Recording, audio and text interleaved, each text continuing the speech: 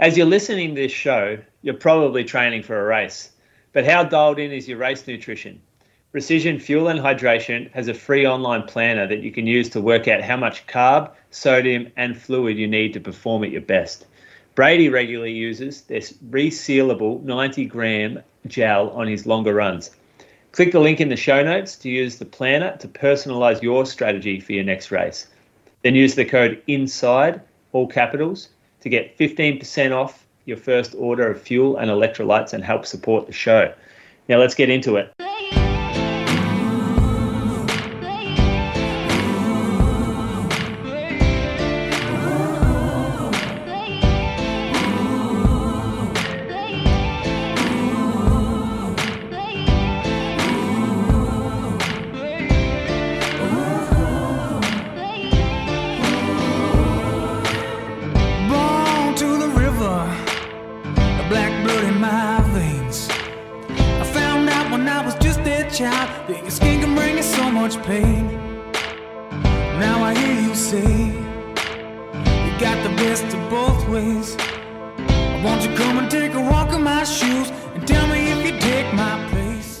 Welcome to episode number 343 of the Inside Running Podcast. A massive thank you for tuning in to another episode. A bit happening this week. Australian records to talk about and qualifying times over in Eugene at the Diamond League. Some local races. We've got Manchester 10K with Jack Rayner in action there as well. Still no women's marathon team to talk about, so we'll probably chuck in a few hypotheticals around that. Listen to question, moves on the loose, all the other things you come to expect on this podcast. Welcome to my co-host, 214 man, went to the 2019 World Champs and has won 4.5 Great Ocean Road Marathons. Julian Spence, welcome to you this week. Thanks, mate. Just refreshing Facebook, Instagram, Athletics Australia website, is it? Or whatever it is that they put out their press release. How are we going to know first, do you reckon? People are getting cagey, aren't they? People are getting cagey. People are sending... I can't trust anything that gets sent to me anymore. Cannot trust one thing. I'm going to be silent, yeah. You're very gullible, Brady. Don't you?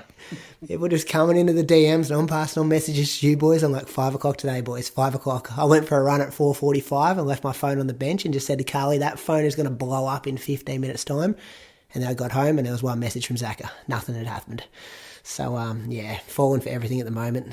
Only one message from Zaka. That's a bit of a rarity too. Normally, he doesn't do a lot of work that way. He spends a lot of time on messenger services. Outside of his work hours, though, I think, so it was a bit slower.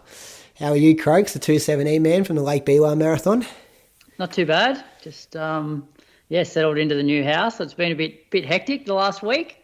Which of the 6 bedrooms did you choose for the podcast studio? I'm actually out I'm out on the dining table. Oh, really? Yeah. We haven't quite set up the room that will be like the study or whatever. Okay. So all went smooth, dining table. Yeah, it went pretty well. Removalists done their job well? Yeah. Only need them for like less than 2 hours. Oh, that's a cheap invoice, isn't it, Moose? Yeah. It would have been cracking the whip too, I reckon. Hurry up, boys. I'm paying you by the hour. Yeah. Got your contract. I was even moving stuff. I was in there helping. That just makes me cringe. I was carrying cushions.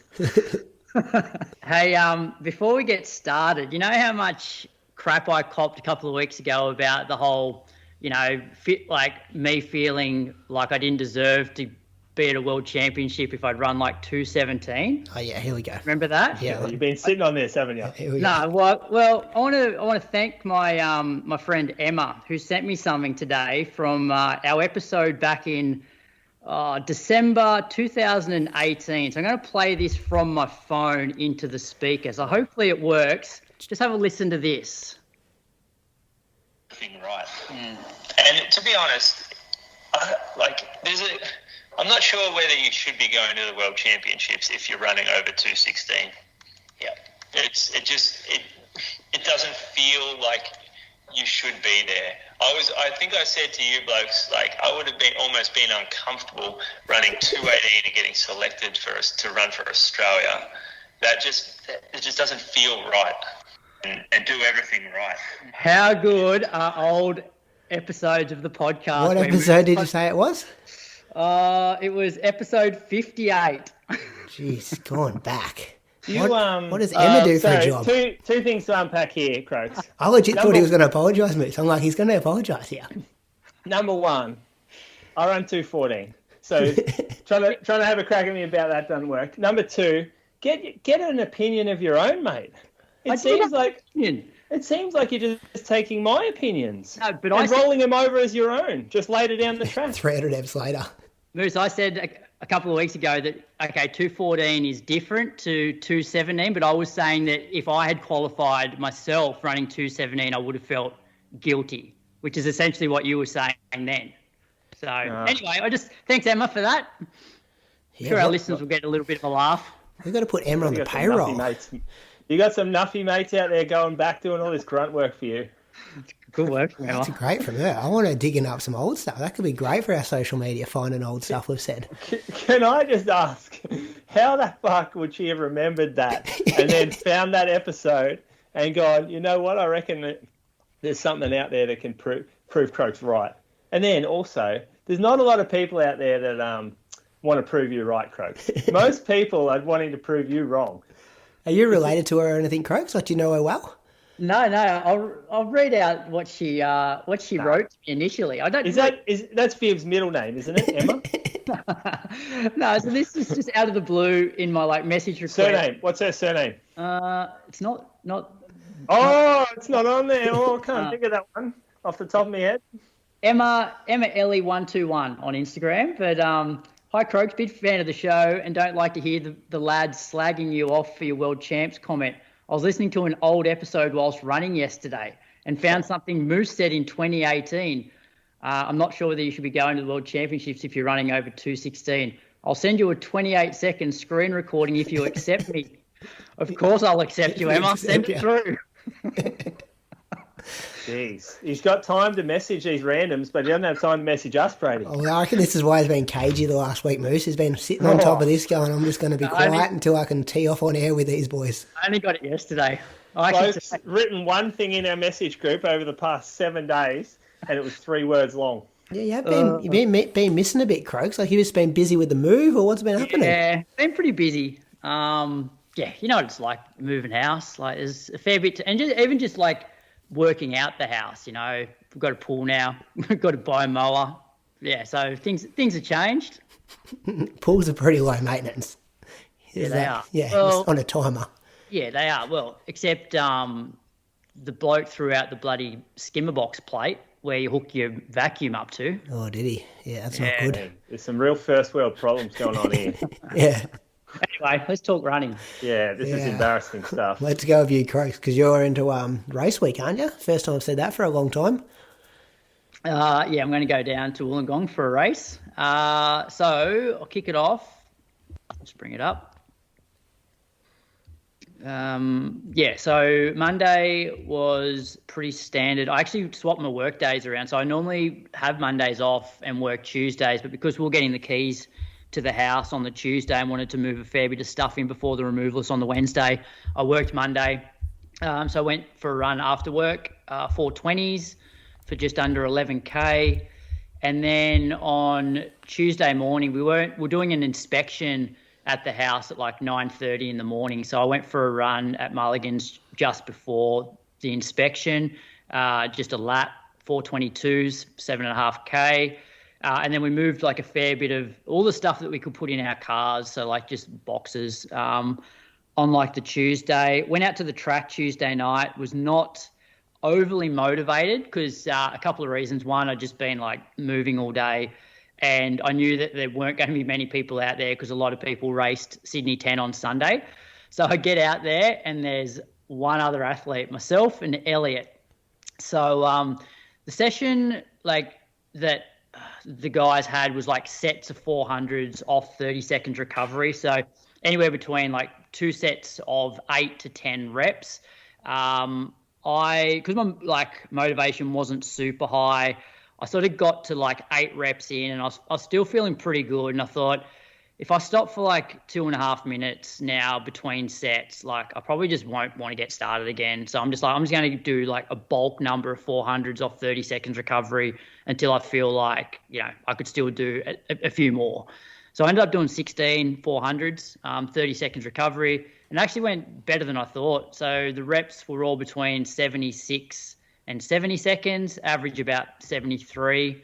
So I was pretty happy with how that felt. Because I don't think I would have been able to do that 3 or 4 weeks ago. So definitely feel like I'm getting fitter.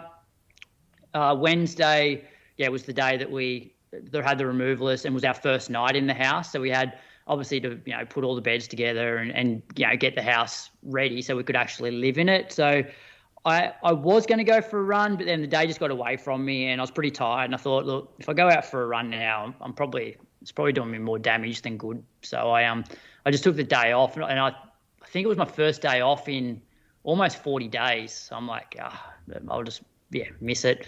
So that was Wednesday. Thursday, went out in the afternoon, 50 odd minutes at 4:17s, and then Friday group session down at the lake. And so this one was a bit of a hybrid. So there's a 15-minute tempo, 2-minute jog, and then 4 times 1 minute on, 1 minute float, 5 times 30 seconds on, 30 seconds float. I was really happy with how this felt. I did 15 minutes at 3:20s, and that felt like really comfortable. When was it 2 or 3 weeks ago, I probably did like a 30-minute tempo at maybe like 3:21s, 3:22s, and by the end of it, I felt like I was probably working a bit too hard, whereas the way I felt here at 15 minutes, I could have kept doing that for quite a while. Jogged 2 minutes in sort of 4:09s, and then the 1 minute reps were 3:06, 3:08, 3:05, 3:06 off sort of 3:30 kilometre pace floats, and then the 30 seconds were 2:57, 2:51, 2:58, 2:53, 2:48 off similar sort of floats of that sort of 3:30-ish. So ended up being just under 9K in 30 minutes, and then went to the gym that sort of lunchtime, and then went out for another run from home in the afternoon, so 4:18s for 30 minutes. Saturday, ran from home into Mulligan's, did a lap, and then ran down to where Lily does a hockey. So that was 16K at 4:14s.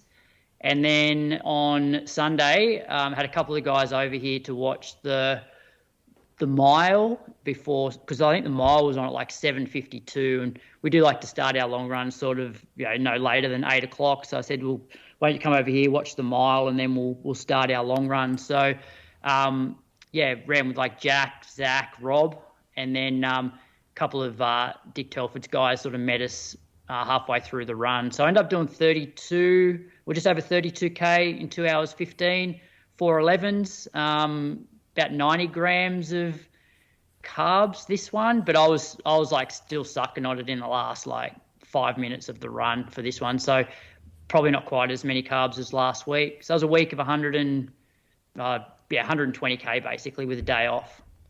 It's a big week, Croaks. Some good quality there. Yeah, I was happy with both. I was happy with how both sessions felt. Yeah, if you're saying 3:20s feel comfortable for, what you doing for? 20 minutes? 15 minutes? 15 minutes, yeah. Yeah, that's good running. Hey, how much should cook the boys on the Sunday long run? Surely that's too fast for them. I know Miz brought this up a couple of weeks ago. He's fucked them up on Sunday. I don't know. We'll talk. I don't know. Come on, that's got to be too quick for those guys. What did Rob Wilson? What's his last race, Croaks? Ran Sydney 10 in 34 minutes. Oof. 320 metres, 4:12s. 320 metres is not much climbing. 2 hours. So Aaron Parker, who did it with you, he's like a 13:50 guy, isn't he? And he's doing his long run at the same pace. 29:10 guy, 29:20 guy. What's he run for 10K? I guess 29:30-ish, 20-ish. So the question that Moose asked a couple of weeks ago was about splitting the group. Because if you were coaching those guys by correspondence, you wouldn't set them 2 hours at 4:10s over rolling hills. Yeah, I don't really set paces for long runs. I set paces for sessions, but But if you see athletes who are going quicker or slower, would you guide them in a direction or give them because I often give people a 20, 25 second window, just land somewhere in here, I think it's good for you. Any quicker, I reckon you're going a bit harder. Any slower, maybe we need to quicken it up a bit. Yeah, they're not, but we're talking the whole 2 hours. it's not like they're racing. Yeah, but I don't know. I don't know. You know what I mean? Like, I'm doing a long run with Archie, and he just ran 65 minutes a few weeks ago, and he's running 4:10s, and I would say that's a perfect pace for him. Yeah, when it's flat. 23 metres of elevation, thank you, Julian, we had on Sunday. But then there's long runs that you could go out with Brett Robinson and you would run with Brett Robinson, but then do you say you shouldn't be running with Brett Robinson because he's 10 minutes faster than you more than 10 minutes faster over the marathon? Well, so yeah, I'd say it's better that I'm running with Brett Robinson than guys who are then another 10 or 15 minutes slower than me running at the same pace as Brett Robinson. Do you know what I mean? I guess it's comparative. Like some of these guys are probably less than 10 minutes, but like slower. Yeah. You know what I mean, anyway, don't you? I'm just worried that you're putting them in the oven and you're gonna cook them. They're all right, I think. All right, you think? See what happens with their race results. As long as results. they keep talking to me an hour and a half into a long run and keep me company, they're all right. They're talking, yeah. This week, predicted time, Moose, what's he going to run? Half marathon? Is it hilly? Mate, is he pacing? You're racing. He's racing. I looked it up. It's $500 first prize. That's why he's there. Oh, yeah. Of course he's 500. Of course there's money there. I'd have a look after we spoke about it last week. The story behind this one was, so James Tunbridge, who's the race director, he asked me to go along last year. And I said, yeah, I would come down for it. And then all the heart stuff happened. And then he asked me again this year, and I said, yeah, look, I'll come down. So, yeah, I'll be there. How far of a trip is it? Just under 3 hours, probably, like 2 hours 30 to 3 hours. Decent drive. So, yeah, look, to be honest, like I plan on doing it more as a solid training session than a race. So, like, I basically just want to get myself confident that I can do what I need to do at the Gold Coast. So if I can try and win? Well, so it depends. Like I think I'll go out with the idea of, like, if I was doing a session in the lead up to Gold Coast, I would go out and do something long at the pace that I have to run Gold Coast at. So if I can do sort of that and feel pretty good for 3/4 of it, and then maybe accelerate off that, what that pace would be good. is Gold Coast? Well, 2:24. Traditionally been like 72 minutes through halfway. Okay. Well, you ain't going to win at that, surely. Probably. Well, I think in the past it's been one in about that because it's on bike paths and some grass and gravel, so it's not on major roads. Okay. So I don't even know what the course is like, but yeah. Any locals you have to worry about down there? Oh, there's always a few in Wollongong. Don't know who's running. Russell Chin, your boy. Yeah, Sam. Sammy. He ran 31:20 the other week. Yeah. Here we go. I won't beat him because I won't be going that quick. Sammy running half marathon? Yeah, he's racing this weekend, this Sunday. So I won't be winning. That's karma. I reckon Sammy would enjoy scalping you too, Croaks, if he can get you. There's no way Croaks is just going to let a guy beat him, though. I will. I don't think you will. I reckon you've got too much pride. There's another race that you're not racing. When a guy's in 31:20 shape, like, I'm not going to beat him anyway. You're like a 29:40 guy, though. You're 2:17 marathoner. Mate, I ran a 15:50 5K the other week and was fucking, like, on my limit. This could be good On here. your limit? I was on my limit.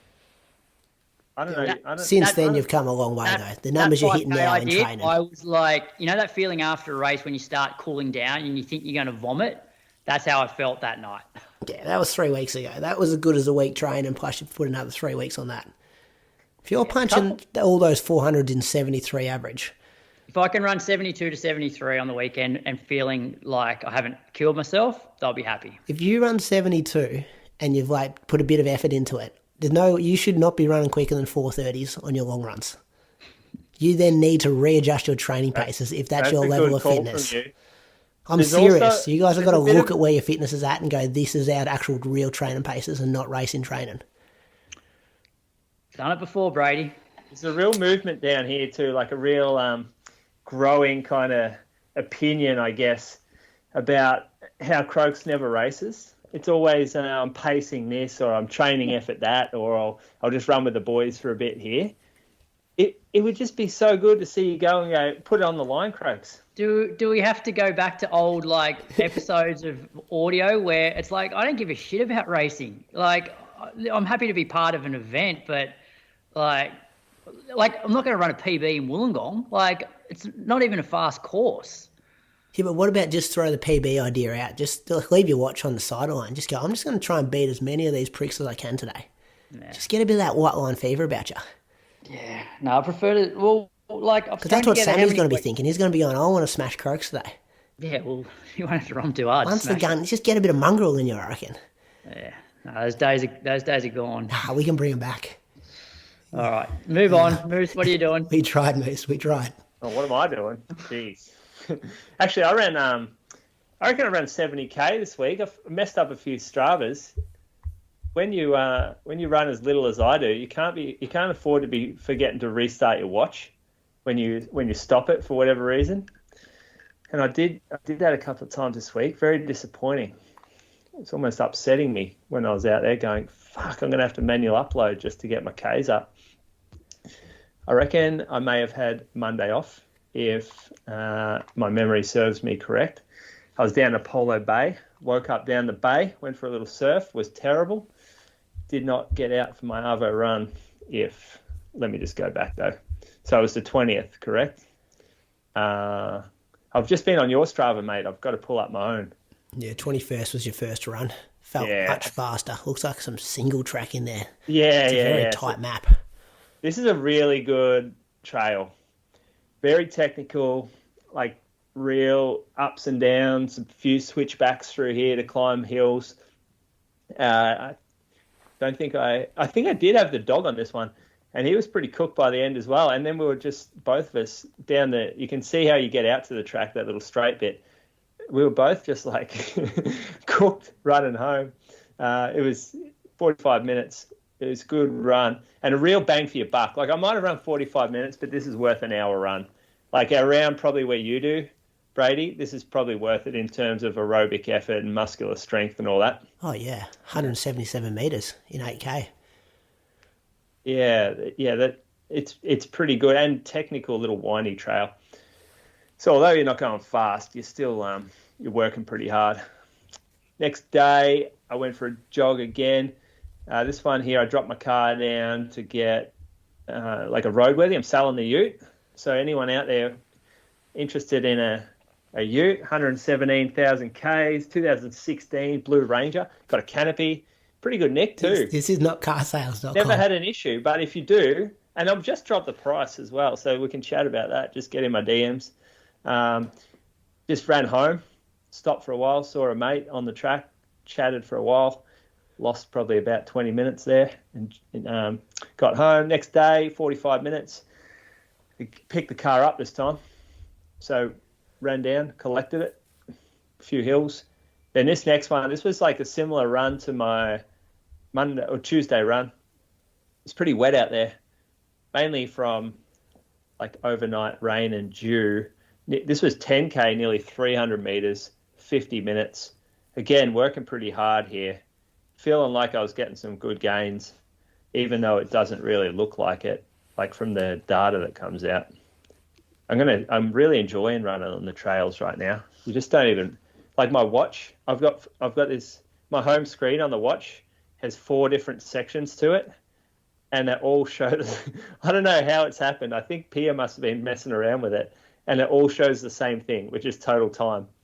So I looked down, I got 4 total times showing on my watch, on a $1,000 watch. Good use of that. Good use. Saturday morning, this is a run back from Grinders where I surfed. So I run along the beach to get to Grinders, which is a surf break that you can't access from, like there's no road access. You used to be able to climb down a cliff to get to the surf, but with all the erosion and everything and being old, I'm just not going to do that anymore. That was pretty like hairy back in the day when I was a teenager, and there's no way I'd go down there now. So I run around. This was actually the run back at high tide, so I had to swim around a couple of the corners. That was barefoot. So I've done half an hour barefoot because I didn't time the run out there. So 30 minutes just run along the sand barefoot. And by that afternoon, my feet were like so sore.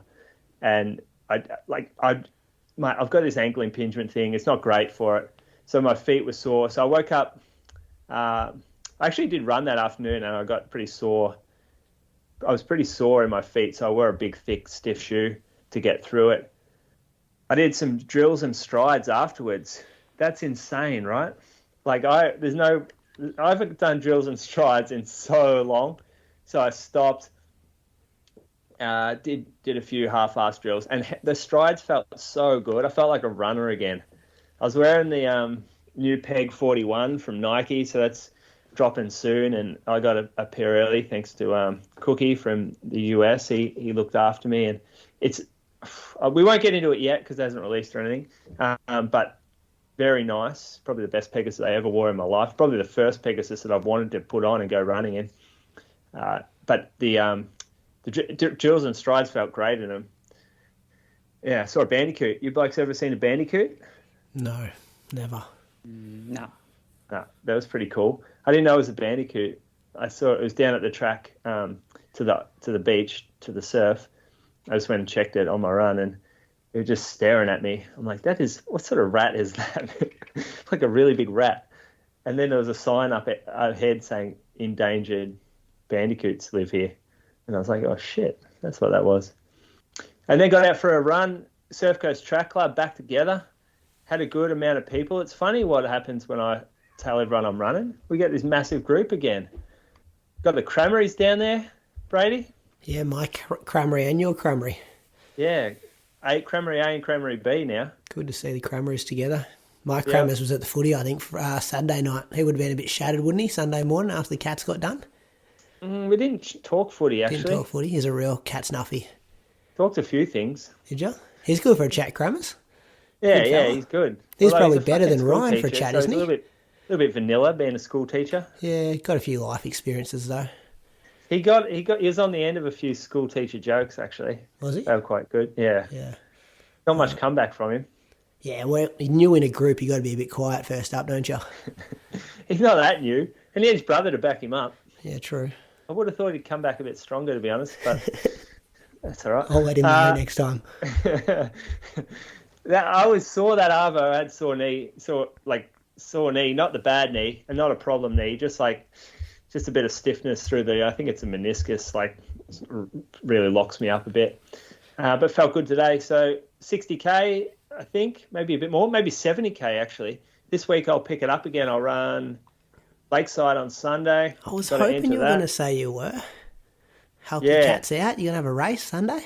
Mate, the Cats, they don't need helping out at Lakeside. Every man needs dogs shows up to Lakeside. Yeah, they do. Cats need helping out at fucking Whoop Whoop, running bloody cross-country, hard-ass cross-country. That's when they need help. Yeah. Lakeside. How quick are you going to run, Moose? Oh, what do you reckon? I've got no idea. I'm not doing a session this week either, so I won't get any idea of where I'm at. So you're going to go full gas, try to get as many points as you can for the team? Well, I'll run as fast as I can. That's just how we do it, isn't it, Croaks? Run as fast as we can. Will you score? Will you be in the top 6? Fuck no. No way. I'll be running 34 minutes, I reckon. Yeah, okay. Looks like your long run was a bit quick then for 34 minutes, because I think you're gradient. 427? 427, Croaks, come on. Have a look, Brady. What's his gradient adjusted pace for that? 300 metres of climbing. Have a look. Well, we didn't pull Rob Wilson's up, did we? Have a look. Rob Wilson's running 416s. 416s, there you go. 416s is all right. For a 34-minute guy. I ran an hour 20. Come on. Just a medium long run. Yeah. Anyway, now I have to run faster. What do you reckon you could run off this baseline fitness? What do you reckon you could pull out after not doing any workouts and just my biggest week being 70K, the week before that 30K? Yeah, look at your little steps on your Strava. It is tiny. Your last 3 weeks. But yeah, at least you're running. At least you're running. Yeah, you got to do something. Get them in the right direction. You reckon I can run 33? In the 33s. You reckon? Yeah, I don't know. Have you ever been in this situation before? No, I've never been this unfit. What's the slowest 10K race you've done as a, have you ever ran slower than, say, 33, 32 and a half when you've taken running seriously? I ran 33-something when I ran 33-something when I was playing footy. Okay. And that was that. So I've never run over 33. Okay, so I think you're going to try to better that. I think that's going to be the goal. Over. Yeah, okay. What's that, like 320s or something? I reckon you'll look that up and try and beat it. It's a bit of a... I reckon 320s goal. Is 33... 33.20. 33.20 it is. Oh, that's... Surely you can run that. 320s. As long as it's good weather. So you're a bit the opposite here, where I think you will get in a race and you'll see blokes going past you that you'll get pissed off about, and you will just dig deep and try to find something. What do you reckon the first woman runs? Oh, who's doing it? Actually, I think Lisa Waitman's running. Oh, boy, she'll knock me off. She's going to put a couple minutes into you. Jeez. Yeah, I'm not sure who else, but I did hear whisper that she was racing this weekend. Okay, I'm not I'm in sure trouble who else. then. We've got I'm in fields for the trouble. Launceston 10K, so we'll read those out at the end of the show, and those people will not be, obviously, because it's on the same day. But yeah, that could be trouble Catri's for running, her. but not fit. Oh, yeah. Would she beat you, though? Oh, there's not a chance in hell I'm letting her beat me. She's had bad gastro, so that's good. Like, horrendous gastro. So she's run a marathon, got COVID on the way home, ran a half marathon, got gastro, and now running a 10K. I know, it's fucking dumb. I told her not to do all this. She's not listening to me. I got ripped to shreds for doing a dodgy little cross-country race 2 weeks after, and she's gone way more aggressive post-marathon than me. Yeah, she's in her hippie state. She's in a hippie phase of life. Just want to have fun and be free. Okay. Yeah, it's going to be a good watch for you this weekend.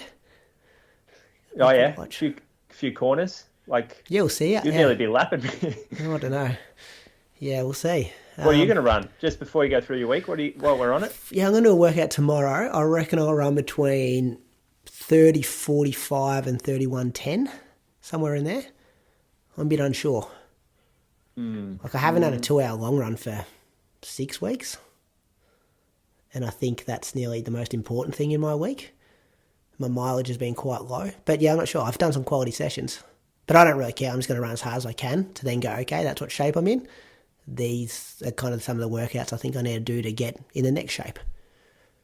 So, Yeah, okay. And I think I should be our 6th runner, I'm thinking. So, which is, you got a bit of pressure when you're the last guy, because you can stuff the team score if you have a bad one.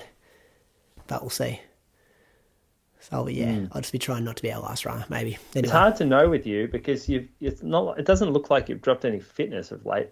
Yeah, my workouts have been feeling really good. I've just dropped like mileage, if you look at my Strava bars. So it will give me some good indication of how important mileage is for me. Like if I need or if I'm getting away with. I've only really been I've done 2 workouts with the hill reps. But yeah, we'll see. It'll be a good case study for me. It sort of is, but it's only one race after, 2-3 weeks after a marathon? It was, or a month now? No, it was 4 weeks yesterday, so this will be 5 weeks after. Oh, yeah. So, yeah, we'll see. Monday, though, for me, I did 70 minutes in the morning at 4:37, and then I introduced, put doubles back in a couple of times this week, but I'm doing them really slow. So I did 30 minutes at 5:04 pace, and I just look at my heart rate and try to keep it as low as possible. So this was 117 average, and I just keep the brakes on, listen to a podcast, just chill out, a real RG type run. Monday night I had a shock and sleep. You guys get the Monday night bad sleep off the end of the podcast, but then also our daughter's going through a bit of a sleep regression, and just like wakes up in the middle of the night and just screams for like me or Carly to come in. And you know when they can talk and stuff as well, so they're like, "Mummy, cuddle, Mummy, I want cuddle," stuff like that. So yeah, and then what do you do? You just take them to your bed? Well, we've been doing that the last like couple of months, but then we're like, nah, we've got to stop this. This can't keep going. So we're doing the old like cry it out at the moment, which is not good. So brutal. Yeah, brutal. But it's good for you in the long run, I think. So our kids have never slept in our bed. Oh, really? Yeah. Well, Hudson never has, but Olivia, when she'd cry out, we'd grab her, and it's more like we don't mind doing it if it's like 5:30 a.m. and you got an alarm set for 6, so you just quickly just grab them and just like, all right, just give us an extra half an hour. But when it's like 1 a.m. and you're like crying it out until or 2, not crying out for an hour, but it's just like on and off for a bit, it just breaks you because you've only had a couple of hours sleep because we finished late on a Monday night, and then you've broken, and then you got to get up early. That kills you. Anyway, so I moved my workout from Tuesday morning to Wednesday morning because I'm tired, don't want to do a workout. I'm not I'm not a sucker for the program at the moment because I've got room to move. So I just did 90 minutes pretty chilled out, 4:23 pace. And then Wednesday morning I did a workout, did 6 by 5 minutes off 90 seconds jog, and then 4 by 1 minute on off. So the last 3 weeks I've done the same workout, but I've just added an extra 5-minute rep every time. And I'm loving, boys, not looking at my watch during the paces at all and trying to see how close I can get the times like to land. And I love the endorphin kick you get at the end when you save it and then you get to go through it and see how it hit. So this one was the 5-minute efforts were 3:12, 3:14, 3:14, 3:10, 3:08, 3:12, which I thought was pretty good. I was surprised with the quicker ones because I thought the middle ones might have been quicker than the second last one in particular. But that's what happens when you're just trying to run on feel, and it's a fun way to run. Then the 1 minute efforts were around 2:55 pace. Never sure how accurate it is with 1 minute on the watch, but trying to definitely step it up a gear for those 1 minute reps at the end there. Got out for 30 minutes at Arvo, 5:05 pace again, pretty chilled. Thursday was 55 minutes before work at 4:41s. Friday, 70 minutes before work, 4:39s. And then Saturday, got on the hills again, on the bridge ramp, did 12 by 1 minute, jogged back down recovery. Good honest work I've just got here in my notes. My heart rate goes up and I've seen just run pretty hard for a minute. Hope it's doing me some good, which would be good to see how I go on the flat this week because I haven't really done flat workouts, like a faster flat workout. So that's been my hill session. So yeah, interested to see how I feel in a 10K race. And then Sunday, a group of locals have been doing this the last couple of years. Like it's a pub-to-pub run. So they get dropped out at the Bowerman pub, which is 24K out of Moama on this dirt road. And then they run point to point to go to the Moama pub, which is called the Border Inn. So cool little concept. I think like pretty low numbers have done it the first 2 years they've organised it. It's like unsanctioned, just like we're just doing our long run out here this week. But there's about 50 people there this Sunday. The pub's closed at 7:30 in the morning, isn't it? Yeah, the pubs are closed. Yeah, there's no one. It's just the point to go. Yeah, so people you run, then you touch the door when you get to the pub, and then you can't actually go in and have a beer. But the cafe across the road was doing like breakfast orders and stuff. You could put in an order beforehand and then pick up your order when you got there. So it just shows how I didn't think we had 50 runners in our actual town, but like running is obviously booming, and it's different like circles of running. So when Archie and I rocked up, there's people that I'd never seen before, and I was kind of amazed that we have 50 local people who can run 24K on a Sunday morning. So how many heard of you? No, I don't think, man. No, I think there's different crowds now in the sport, that it's not like you're not a big name local celebrity if you can just because you run fast. I think it's a mixture of all different people in life. So it was kind of good to see some people out there that I'd never seen before. And I was just thinking, like, that's your customer base, Moose. Like, I'm looking. Because that question, it sort of relates to what I've been seeing in the store a lot too. Yeah. We used to get a lot of people that were aware of the podcast or sort of were even just around kind of the local running scene, and would know you through that. Whereas now it's not like that at all. Like the new runners just skip the running scene. Probably don't listen to like us old farts talk about running. Maybe like there's definitely cooler things to be listening to or talking to, or they only run with like massive amounts of people around them, so they don't listen to podcasts while they run. Yeah, very different crowd. Yeah, and it's good though. It's good to meet those people, and I was kind of inspired in a way, kind of thing. So Anthony was on the bike again, Archie's dad, and like you get there with 50 people. I said to Archie, don't go running the first K in like 3:55 here. Like this could be a good week where we actually get to jog with a few people and have some chats and stuff. So I ran the first K in like 4:35, and then we were about 85 metres ahead, and we didn't get to talk to anyone the whole 24K. So we got no social interactions out of it, but it was good to see another 48 people on the road with us. So that was good. You ever think that might have been on purpose? Yeah, maybe. Like these like the rest of the group's just gone, please let these guys go run in front. We don't have to talk to them. These guys are shit conversation. We got Archie Reid here. We got Brady, who just wants to talk about himself. This is the worst. All I wanted to talk about was the Diamond League. I just want to talk about the Diamond League results, which I'm sure no one, a few people in that pack would have known who Jess Hull was and stuff like that. But a lot of hydration vests. Like, I was just thinking, like, these are the people buying shoes for Moose. They're buying a hydration vest. They got the gels. Like, it's. So you wouldn't have seen the mile before you started running then? No, I missed the mile. I watched because it took us about half an hour to drive out there. Archie's mum picked us up and dropped us out there. I saw what did I see before we left? The women's 5K was probably the last thing I saw. Yeah, okay. Yep. So, yep. Fun fact, Best thing. Oh, sorry, you go. Oh, just the thing that it was awesome time for a Diamond League to be on between like 6 and 8 a.m. because what it did was, for me, got up, had my coffee, and then sitting in the lounge room, actually like just doing a bit of like mobility stuff, like just, bit of massage into the glute on one of those balls. And like, so then when we actually started the run on Sunday, it was like the best I'd ever felt on a Sunday long run because I'd actually done some of that, which I never do.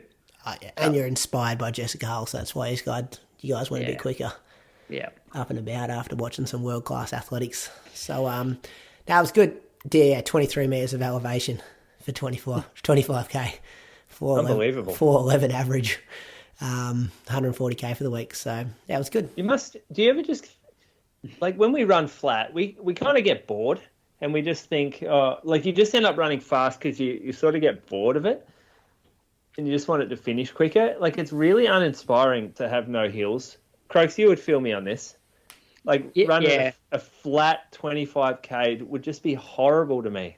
I definitely noticed so the way our run works is like the first half is where most of the hills are, and then the second half is where it's flat. And you start just putting in the same effort on the flat, and your pace is like, 15 seconds, probably 10 seconds a K faster for the exact same effort. But yeah, I know what you mean. It does get a little bit boring.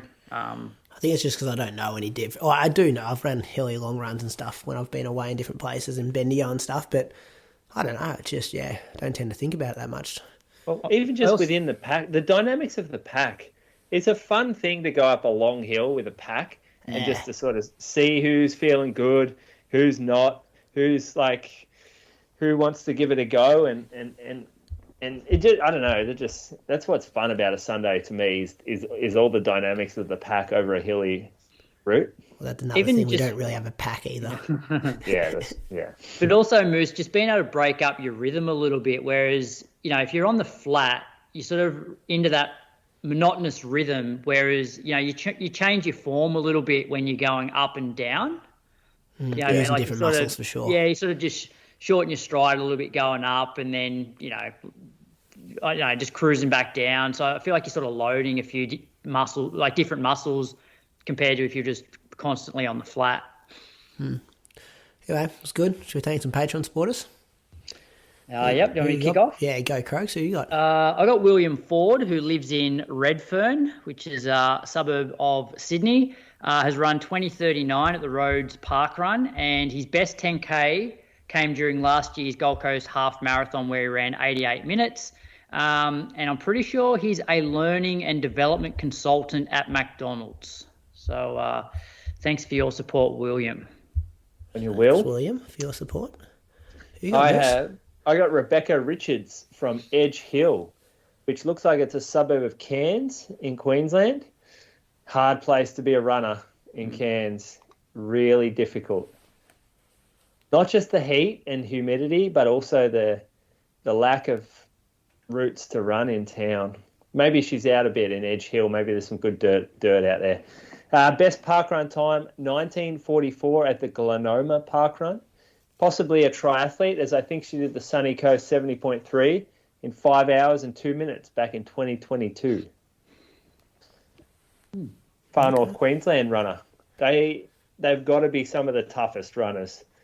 Like, we talk about Canberra and Ballarat being tough for running, but that is nothing compared to running through a summer in Far North Queensland or the Northern Territory.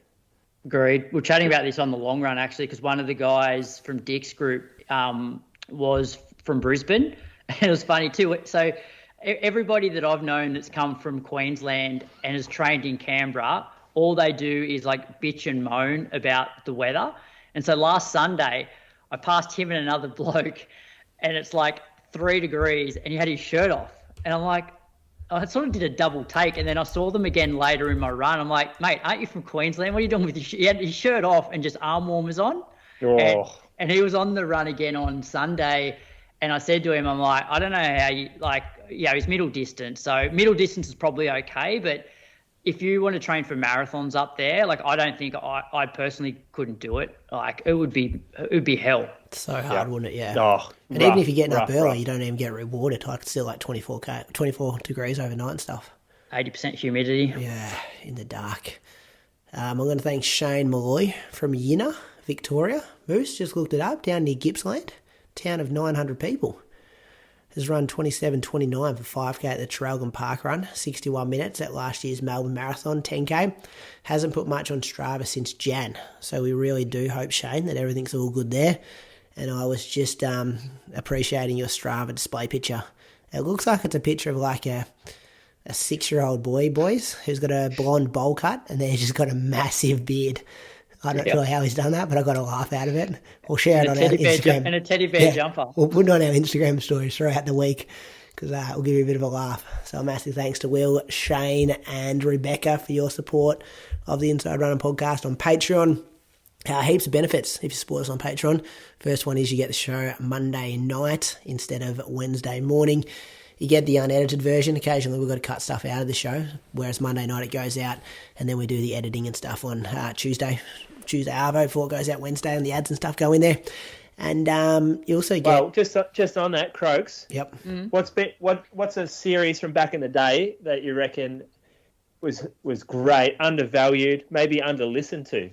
Because we didn't have as many patrons back then, so it's a bit of a hidden gem. Before you go, though, that's a good point because people are signing up at the moment to listen to Road to Gold Coast 2024 with Carla, Reese and Sam. But also, once you get the code that you sign up for on Patreon, you get access to the whole back catalogue. So I think it's about 190 bonus episodes because it's all our series over the years, all our listener question and answer things. So it's like, if you want content, if you're spending a long time commuting or you're just frothing running, you unlock the whole thing.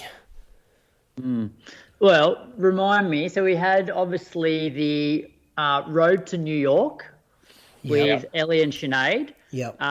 We had the UK guys doing a Road to Valencia. Me and Chris and Toby also did Road to Valencia, so there's been 2 series of that. We had a Road to Nowhere because there's remember that one when there's a pandemic. Yeah, it did start as Road to London and then COVID hit, and that was with Ali, Joel and Nick Earl. Yep. But that went for like 60 weeks or something, didn't it? Do we ever have Jess on one? Jess was on the long and the short of it. It was Jess, Luke Matthews, and Louis McAfee. Yep. Just on that Road to New York, that also coincided with World Championships. Yeah, Doha. And so you got to hear the lead-in from the girls for that, as well as their race reports. And the training that they were doing was sensational at that time. And on Road to Nowhere, that did turn into Ali running Tokyo Olympics. Going to the Olympics. So it's all her Tokyo Olympic intel and prep and stuff like that as well. That's right. There was also Road to London Season 2 with Sinead, Nick Earl and Ali. Sinead got cursed on that one.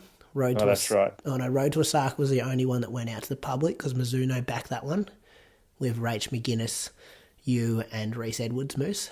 Yep. What did the UK boys end up running? Do you remember in Valencia? Clouds ran about 2:13. The other 2 had shockers, I reckon. Not sure exactly. Road to Gold Coast last year, that was me, Ed Goddard and Tim Vincent after Reese Edwards got injured after the first episode.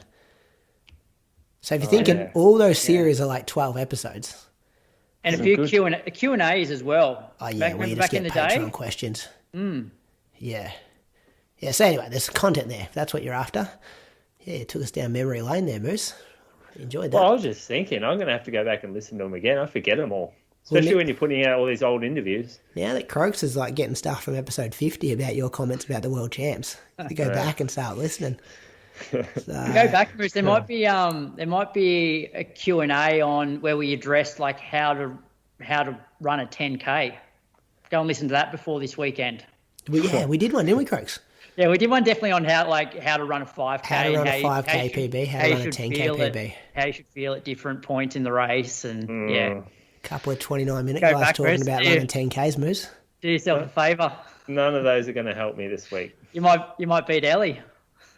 Or I'm definitely beating Ellie. I do think as well, fellas, if there's an announcement coming up the next couple of days, we do like an emergency Patreon episode talking about these marathon teams. I like that. Because if that drops Wednesday and then we're not recording until next Monday, I'm going to need to talk to someone about that sooner. Yeah, I'm up for that. Just uncut. Give us a break from Messenger. Yeah, that's it. As you're listening to this show, you're probably training for a race. But how dialed in is your race nutrition? Precision Fuel and Hydration has a free online planner that you can use to work out how much carb, sodium, and fluid you need to perform at your best. Then they have a range of fuel and electrolyte products to make it real easy to hit your numbers. Brady regularly uses their resealable 90-gram gel on his longer runs. They also work with a long list of top runners, including four-time Olympian Lisa Waitman, Hayden Hawkes, and regular guest on the show, Izzy Bat Doyle. Click the link in the show notes to use the planner to personalise your strategy for your next race. Then use the code INSIDE to get 15% off your first order of fuel and electrolytes and help support the show. Patrons can get 20% off using the code shared in our Patreon-only shows. All right, running news, Grogs. Prefontaine Classic, right, that's got to be the lead Classic. Story. Yeah, so there's a fair few sort of outstanding results here. Do you want to start with the women's 1500? Yep, breaking Australian record, you get the first mention. Yeah, all right. So Welteji, she won the race, 3:53.75. Bit like the last Diamond League where they sort of got a bit of a gap on the chase pack. But Jess Hull, that is, was the strongest of that pack. She ran 3:55.97 to break Linden Hall's Aussie record by just under a second, I think that was. She's so, been thinking about it, the one area where I reckon she's improved this year is her last lap. Like, she has so much more strength now, whereas remember back last year, even the year before, it's like she was there, but these other girls were just that little bit stronger in that last 250, 300, whereas now she's actually running over the top of these girls. She beat Elle St. Pierre, who was in third place. She ran 3:56, and Linden Hall was 12th in 4:01.97. Do you guys watch it? Yeah, I watched the replay today. It was weird how Welteji just got away a bit. She was always just those 2 seconds ahead, and she was a pretty impressive run because she was solo after the pace had dropped out. And I thought they were going to pull her in. But Jess Hull she's always looked strong, but she just looks stronger. Yeah, she's got definitely stronger. She just looks, smoother. It's weird to explain because she's always been smooth, but she just looks even smoother and stronger. And, do we say it? Medal chance? Say it now, don't you? It's got to be our best chance on the track. She is a medal chance. She is a medal chance. She has a chance to come I don't think she's a gold medal chance, but she's a chance to get on the podium if the race goes her way. After this race, that proved that, because you got Elle St. Pierre, who is a medal chance. Yeah, Laura Muir was fourth.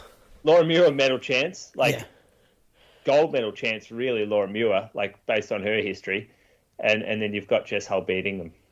Yeah, I know we're a long way away. Yeah, and so it depends which other girls run the 15. So obviously you got Kipyegon.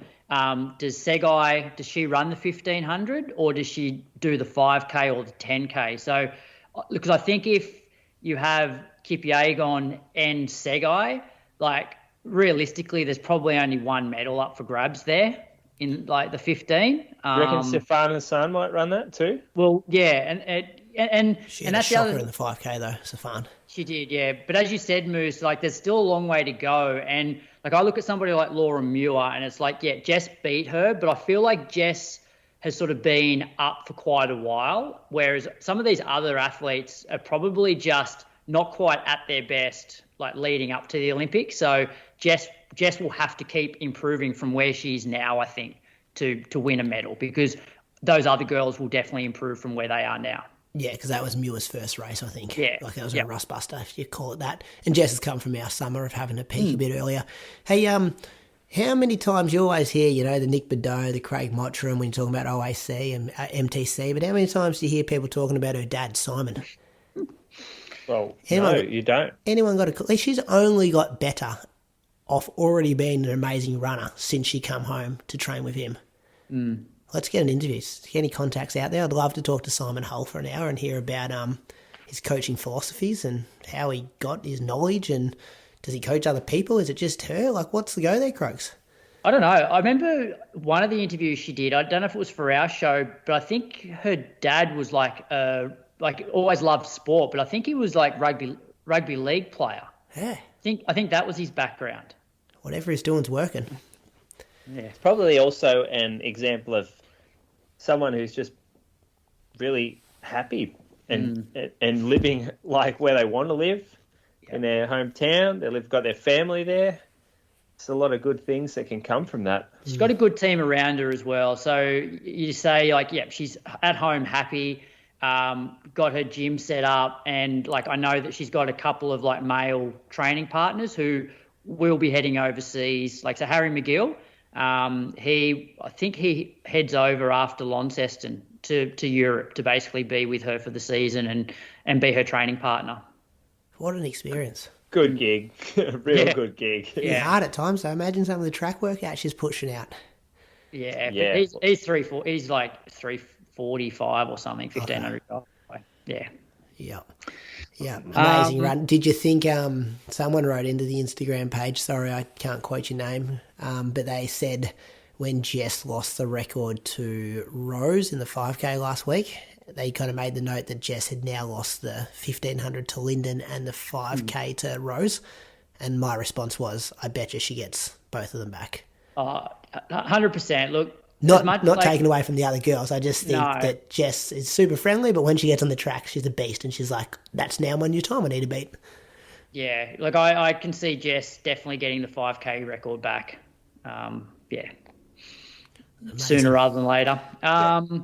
All right, we'll move on to the mile. So this was, I guess, the race that was talked about. It was probably one of the best mile fields ever assembled. Josh Kerr got the win, 345.34, which was a national record.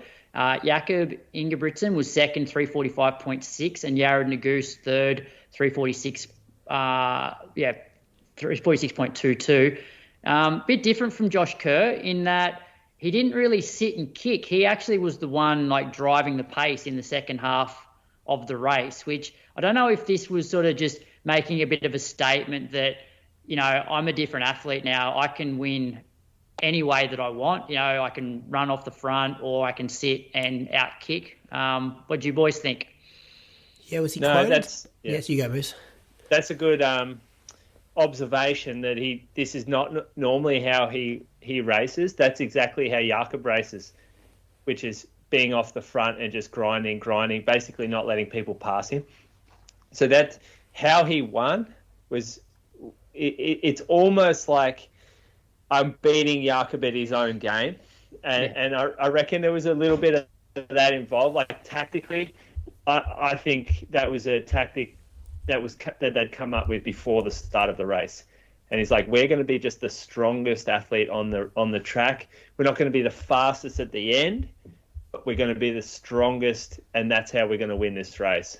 It was quite impressive to watch. I know for me, it was the first time I've actually been interested in a track race in a very long time.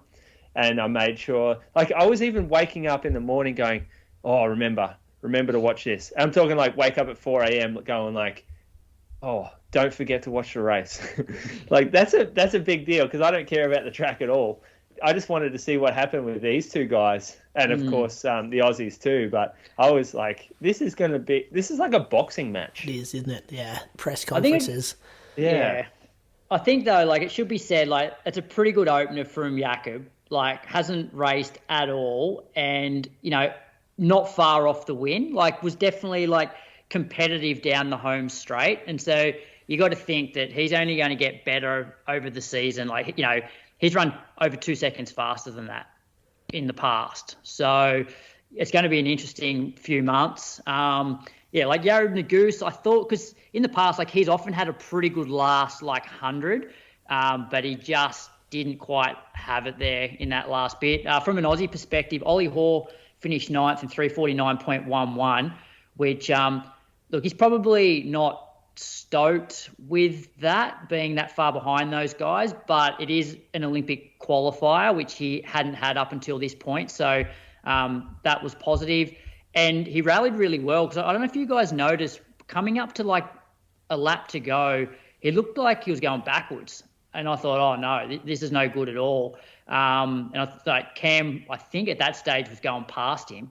So he's obviously rallied in that last lap, because Cam Myers, he finished 11th in 3:50.15. It was an under 20 Australian record and the 5th fastest ever by an under 20. And it also broke the 17-year-old mile record, which was held by Jakob. Good run by Cam, although based on his interviews, wasn't overly happy with it. Always wants more, which is, I guess, good to be hungry. Yeah, I like that from him.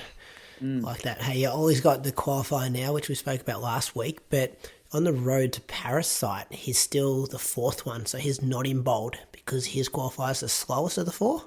Yeah. Correct? That's what I'm reading into that? Yeah.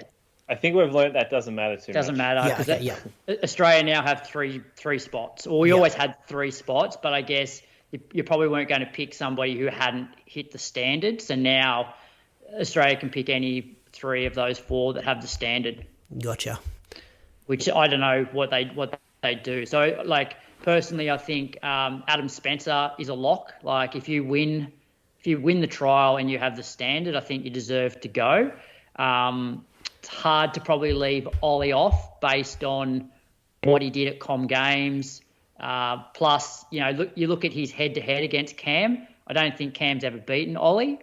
And then same with Stewie. I don't think Cam's really ever beaten Stewie. So Cam at this stage probably the one to miss out, unless Stewie was to say, hey, I think I'm just going to run the 5K and not worry about the 1,500 this year.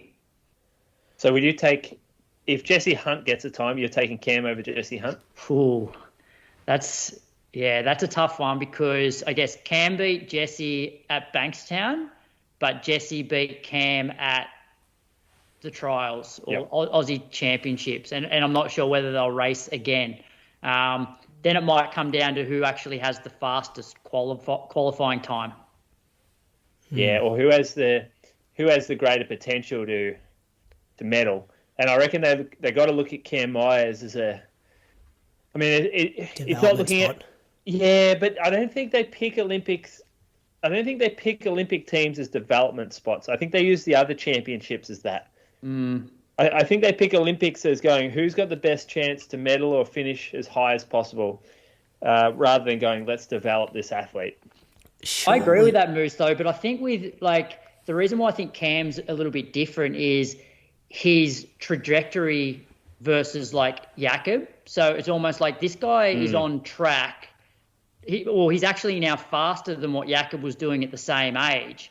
And so the more international experience he can get, even though, this is an Olympics and that's not what, the selection should be based on, but that sets him up for next year's World Championships to potentially win it by having a major championship under his belt this year. Do they look at... It seems like he's... Sorry, I was just saying, the whole heats and finals, that would have been the first time Cam's done that at an open age championships at our nationals. Do they take that into account, saying we think Jesse beat him that day because he might be a bit older and a bit stronger, that he can do 2 races in 2 days? Maybe. Yeah. Don't want to be a selector. Wouldn't it be a good job, would it? Wouldn't it be a good job? Women's 8 was good. Yeah, so Keely Hodgkinson, she destroyed them, really. She won in 155.78, which is a world-leading time. Mary Moraa was second, 156.71. Gemma Reiki third, 157.45. Cat Bisset finished 6th, came home really strong to run 158.44, which I think was her 3rd fastest time ever. And I know we spoke about it in previous episodes that, she wasn't a lock for the Olympics, given that, Bendiria Boyer has the standard. They've already picked 2 girls, and Bendiri beat Cat at the trial. But I think this now puts Cat back in front of Bendiri for Olympic selection. Watch on that one. Keely Hodgkinson was so good. Yeah, but Cat never in the race. out the back early, which is positioning. I think that's what they probably wanted. And then really never even in the shot. Now, this was a good field, of course, but and she ran 1:58. But do you feel like perhaps that's just kind of an indication of how the Olympics will play out too? Maybe, but then it's like, well, we don't have any girl at the moment that's going to go 1:55. Yeah, so, and this is the problem is that so do we not send anyone moves because they can't go with 1:55?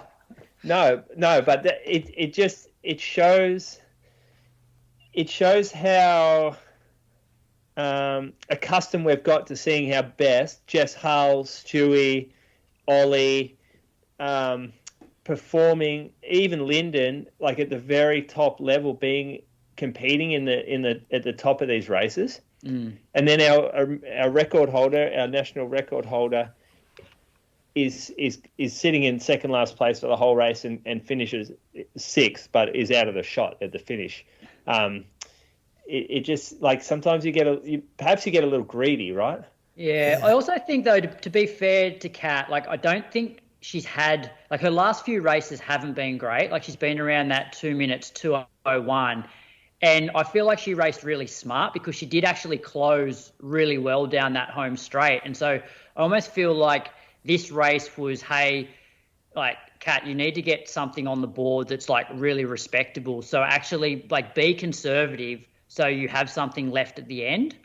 And this now actually, like, although, yeah, you wanted to run faster, but I feel like this was almost a safe way for her to race to get back in front of Bendiri for that selection. And now she can hopefully be a bit aggressive in the next Diamond League. Yeah. Do you know what her championship record's like, Crux? No. Because that's what they'll look at, won't they? Yeah. She's been to a couple. Yeah. Well, Bendiri doesn't really have any championship record over 800, does she? No, just the 400 metre stuff. Women's 5K, Gebra Salama, she won 14:18.76, beat Tay 14:18.92, and Halu was third in 14:20. Halem broke the under-20 world record, running 14:23, and the Aussie in the race was Lauren Ryan, who came 15th in 15:03. The 10K races, so these weren't part of the Diamond League, so this wasn't on TV, but for the men's 10K was actually the Kenyan trials. So Daniel Matiko got the win in 26:50.8. Nicholas Kipkorir was second in 26:50.94, and Bernard Kibet was third in 26:51. So I'm guessing all three of those go to the Olympics, or maybe the first two and then the last one is like selector's discretion. I'm not sure, but it's always interesting that some of these African countries just choose one of the biggest races in the world as their trial. It's pretty cool. Yeah, just don't worry about organising your own, especially their altitude and stuff. Pick a race that's already established. And don't Ethiopia do it for the Netherlands? How do they get them there, though? Like, who's paying for that? It's a good question, Moose. I don't know. And what about you mean the athletes? How do they get them there, or how do they get the actual event? No, the athletes. So what happens if you can't get yourself to America? That's right. Yeah, like there's funding. If you run under a certain time, we're paying for your accommodation and airfare. Yeah, who's paying that? Does the Diamond League fund it though? Because at the end of the day, it's still a spectacle for that event. I'm guessing it's not Athletics Kenya funding their athletes to go and travel to the US to run a trials. But like, how many were in the race, Croaks? Oh, there'd be 25. Yeah, they weren't all Kenyan, but majority were. I think they may have had an American pacemaker. Just bringing it up now. Whereas I'm not sure if the women's race was the Kenyan trial as well, because there's definitely a lot more other countries in that race, whereas the men's race was predominantly Kenyan. Here we go, bringing it up now. So there were 13 finishers. Actually, they were all so there was 13 finishers, and they were all Kenyan in the men's. And one Kenyan DNF'd, whereas the women's was a bit more international. Let me have a look at that one. So they only got 13 men in there, in their trials. I guess so. Well, yeah, I mean, imagine if you're the guy who doesn't have the sponsor or might not be in the right, I guess, circle within that, within the national federation or whatever, and you want to go and have a crack at these trials, and you're like, these guys come out of nowhere, remember? Like, from these training groups, someone can just come out of nowhere who joins a training group, and that really removes the chance that they're going to make that team or that they're going to be able, like, even be a shot to make that team. Yeah, I don't know, Moose. It's hard enough following the Australian Olympic selection criteria, let alone the Kenyan one. Yeah. I think it's a bit of a mess over there too. So, yeah, and look, in the women's, it was predominantly Kenyan. There was an Ethiopian, a Ugandan, and someone from Kazakhstan. And there was like 13 finishers. So, men's race was good, though. It was exciting. Yeah.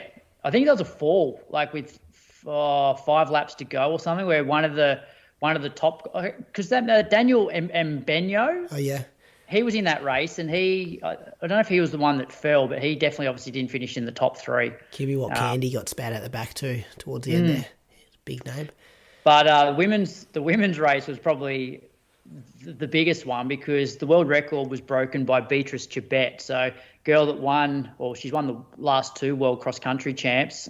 She ran 28.54. Took 7 seconds off Gide's 29.01 world record. So first female to ever break 29 minutes. Beat Segai, who ran 29.05, and Rengarak was third in 29.26. Boys, incredible. Sub 29 minutes now for women's 10K. Yeah, well, it's happened on the road a few times, hasn't it? So we're kind of expecting that they'd convert it to the track. Yeah, it's just, I don't know. I wasn't too blown away because I was like, oh, well, that's just where we're at. That's what's happening. Not a ton of things are blowing me away anymore. I don't know. Yeah. You can break 33 on the weekend, Moose. That's blowing me away. I'm getting more excited about that. Yeah. It's just hard to fathom a lot of these things. Yeah. She's gone to a new level, though, Chibet. Like, I remember the last Diamond League, I said, like, her last 200 was unbelievable. So, yeah, it's going to be interesting. You know, you got her and Segay and Gide and, so Olympics going to be good. Steeple, didn't really watch it, but Peruth Chemyatai from Uganda, she broke the national record, won in 8:55.09, which is a world-leading time, beating the world record holder Beatrice Chepkoech, who ran 8:56.51. So that was the Prefontaine Classic. It was a good meet. Yeah, we've got to relax on that long run pace now, Moose. You see how excited he is about this stuff. Can you imagine him? Hey, boys, come over to my place, check out my new house, get the foam rollers out before we get going, get the massage going, boys, get it going. Yeah. First K, 4:05, hang on. Is that the meet place for the long run now? Not sure. It was... it was for the Mulligans guys that I ran with on Sunday. Strava maps throwing me a bit, Croaks. You know how you're so used to seeing your lap of Mulligans? Now it's different. Yeah, well, it's the same lap. Strava sorted their shit out too after we spoke about it. Not because we spoke about it, but since we spoke about it last week, it's changed back to the normal algorithm. Good to see you got influence there, Brady. Yeah, I got Jordan Donnelly, knew someone very high up at Strava, got him onto it, which was nice of him. Moose, take us to Noosa. Well, yeah, Noosa is a marathon festival. I think is it called that? Marathon festival, festival? Runaway Noosa Marathon. Runaway Noosa Marathon, yeah. So in the marathon, it's 4 laps of that course that the 10K half marathon. They must do something different between the 10 and the half, but it's 4 laps. Andrew Day, he won the men's 2:31. Imi Briscoe was 2:55 for the ladies. In the half marathon, Alex Harvey, who won Steigen 10K, Brady. Remember him? Yep, 67.04. He's a Noosa local. Lives just off this course, actually. And Ella McCartney, she won the ladies. She won the Ballarat Marathon, 76.45. In the 10K, Josh Shanahan, 31.35, and Loretta Melsa, 36.27. That was Noosa. I'm going to take you to Manchester. We had Jack Rayner in action there. Manchester 10K, great run series this is part of. Vincent Nagedic got the win, 27.25. Jack Rayner second, 27.44. Hey, Croaks, I got a bit confused here because you've got Albal Michel as the third place. But then on Jack Strava, he's got a photo with Abdi. You know Abdi Nagy? And I've looked up their result, and they've both got the same time, 27:46 and 27:46. But then, actually, they're gone. No, Basha Abdi, that's his name. They've given him the third, but they've got Abel's name above and given him fourth. So I'm not sure which one was officially third and fourth, but Abdi's definitely claiming it in this photo at the finish line on Jack Rayner Strava, whereas the website looks a bit different. Pat Tinner was also there. He has come 7th in 28:09. So good to see Jack and Pat in action there. Thoughts, fellas? Geez, if Jack can run 27:44 on the roads, he'd be in great 10K shape on the track. Just needs a race, doesn't he, to try hit the qualifying time?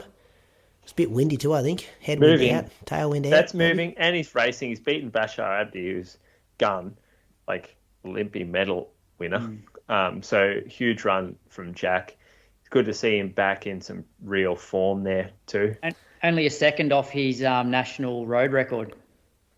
Okay. Yeah, Bernie.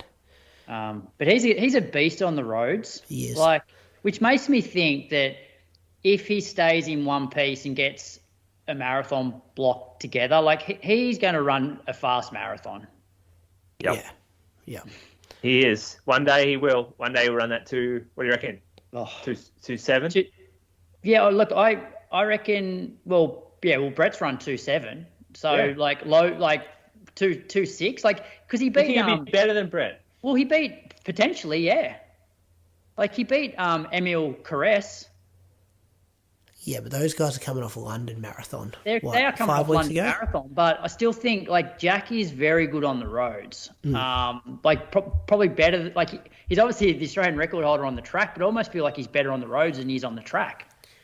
Yeah, I don't think we can say he's going to beat Brett's time.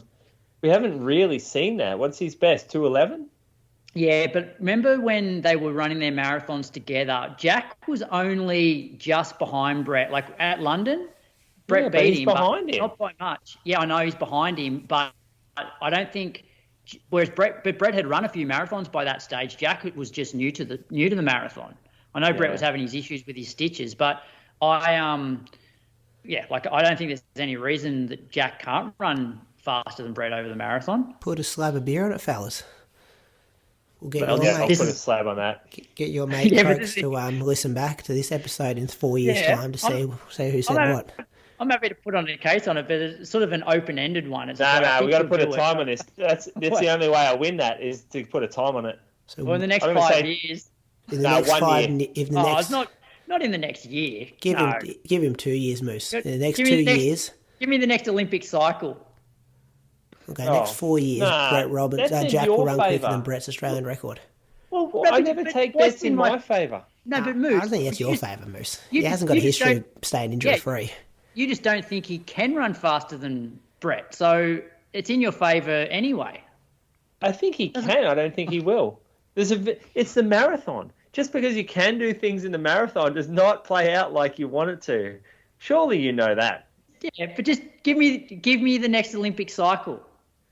I'm just saying... That's 4 years. That's 4.5 years. I'm just saying that I think Jack can run faster than Brett over the marathon when he actually... Because, the problem is if you just put the next year... All right, I'll give you 4.5 years. Thank you. Because the problem is if you put 2 years on it, what if Jack doesn't run a marathon for the next year and a half? Yeah, well, that's me winning the bet. Well, yeah, but I'm just saying that I think Jack at some point will.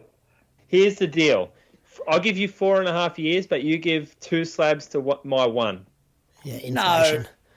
Yeah, that's good. I'll give you a case. If Jack hasn't run faster than Brett by the next Olympics, I'll give you a case.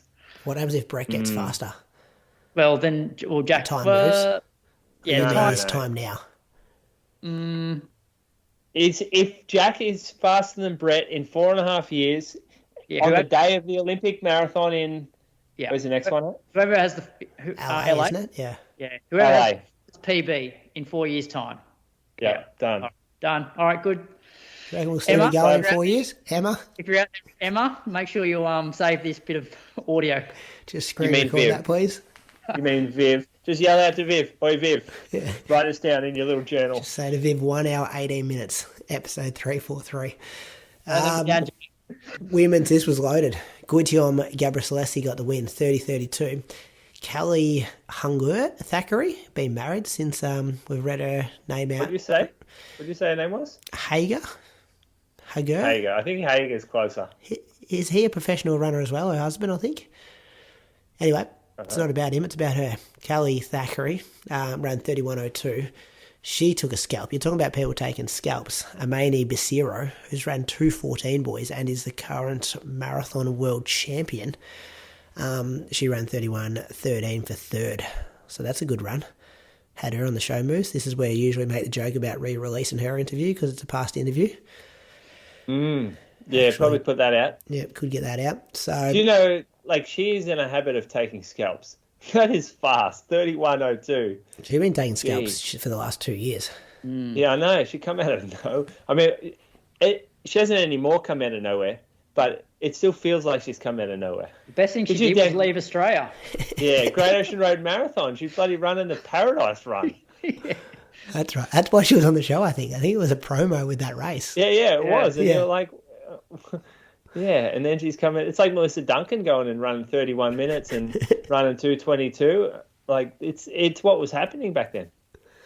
Yeah. Other bit of news for me: Cepha's marathon world record has finally been ratified from September last year. I've got no idea why it takes so long. What's that? 9 months? 8 months? Close, yep. It's a long time to get a record signed off on. So, yeah, that's my news. What do you got to finish it off, Moose? Oh, what are we still? City to Casino. City to Casino, yep. Millie Clark, the story there. She's still winning races in Tasmania, 43:09. She ran, and Brad Tennick, he ran 38 minutes to win the men's. And then the Para World Champs, before we go to the listener question. Yep, Michael Roger and Dion Kenzie both won bronze in the 15.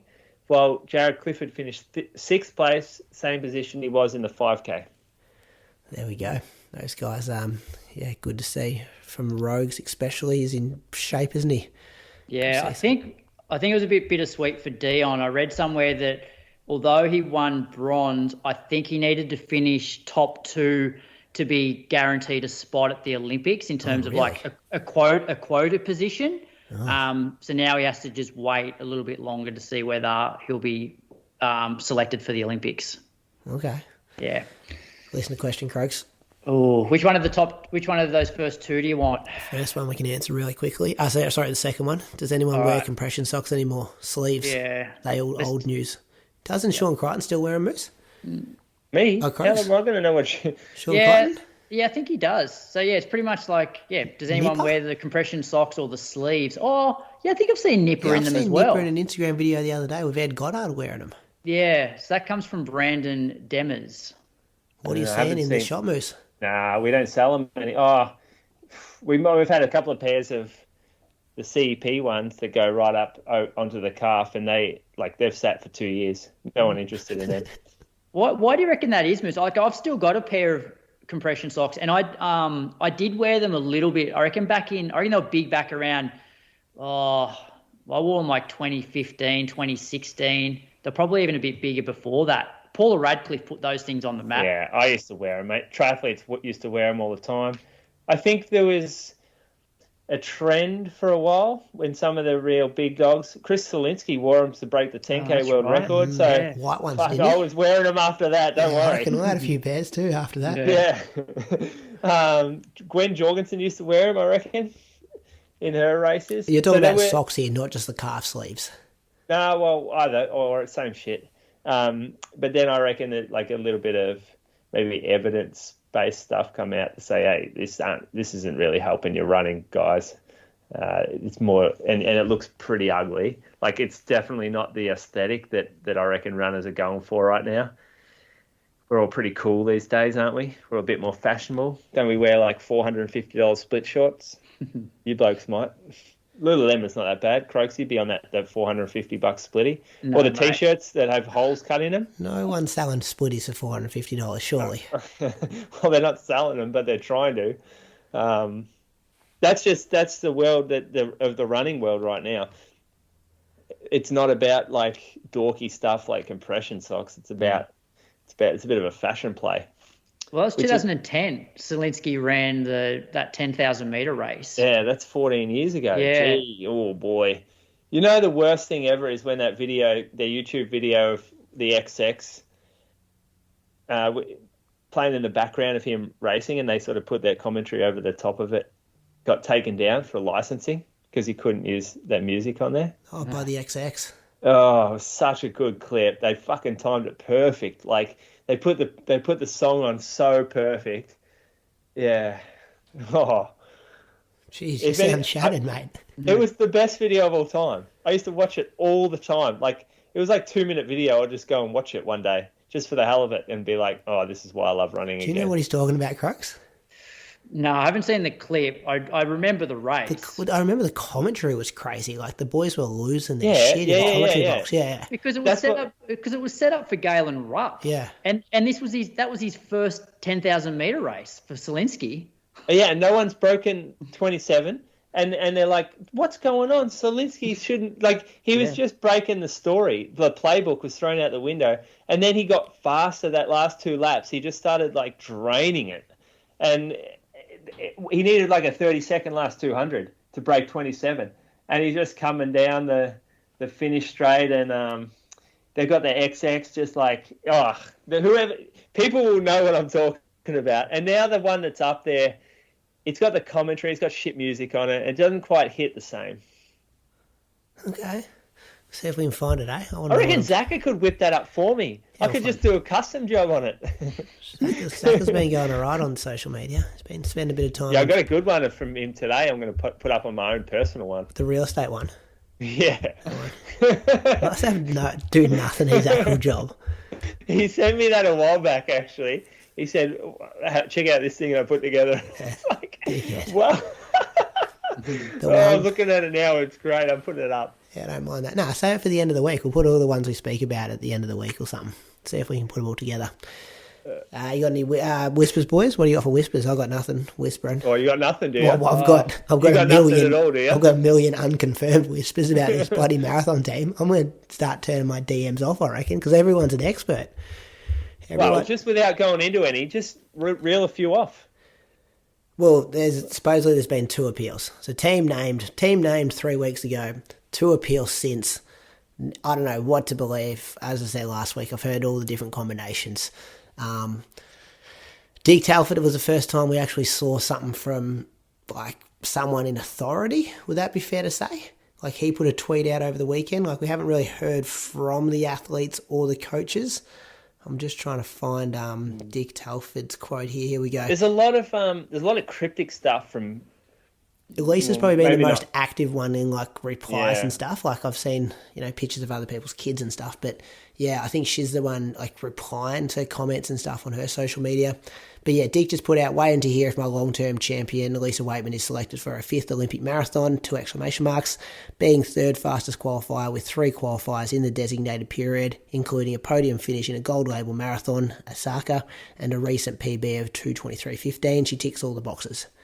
So I don't know, like people are reading into that. Is that because she hasn't been picked? So he's putting that out there to like put his case forward, or it's locked in and he's just saying this is why it's locked in. But I wanted to bring up the point about there's a lot of emotive and a bit of incorrect language going around social media at the moment. You guys would have seen a bit of it.